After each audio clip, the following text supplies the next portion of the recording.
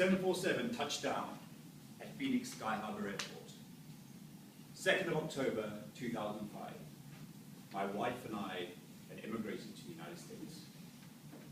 Madam Contest Chair, fellow Toastmasters, and guests. When you arrive in the United States from a Commonwealth country, a lot of people think that your first challenge is driving on the right-hand side. In Britain, we drive on the left, and the steering wheel is on the right. The first challenge is finding the steering wheel. Come out to the right-hand side, open it. No.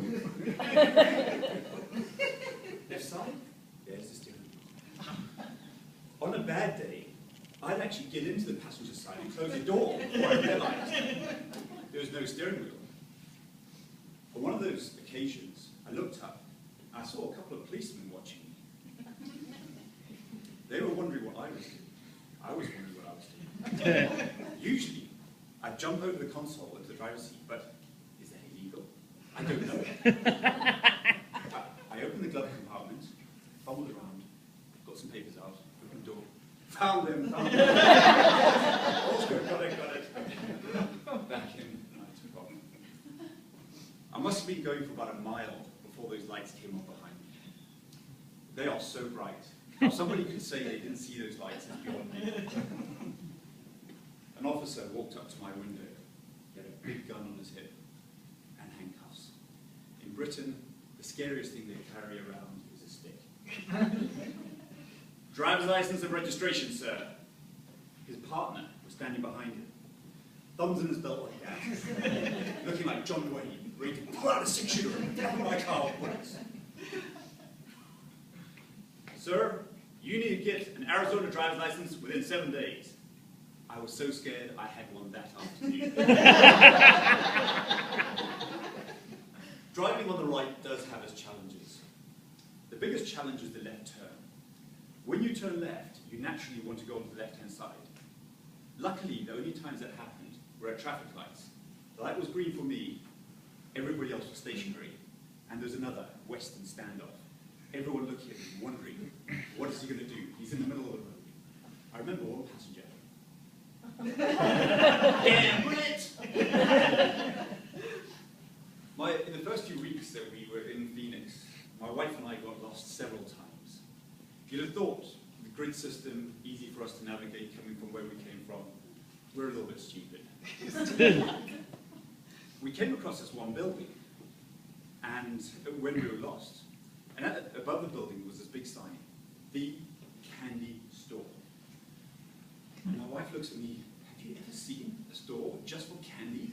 That size? This is only in America. We have to go in and have a look at it. It was a little bit strange. There was a silhouette of a woman above the sign. The windows were all blackened out. And they charged us to go in. Oh my gosh! The servers are topless! Darling, I think we're in a strip club. Be cool, be cool. A waitress came up to us. Hi! Would you like a drink? I completely lost it. When we left, I turned straight into oncoming traffic. The drivers handled it pretty well. Apparently they were used to people coming out of the candy store.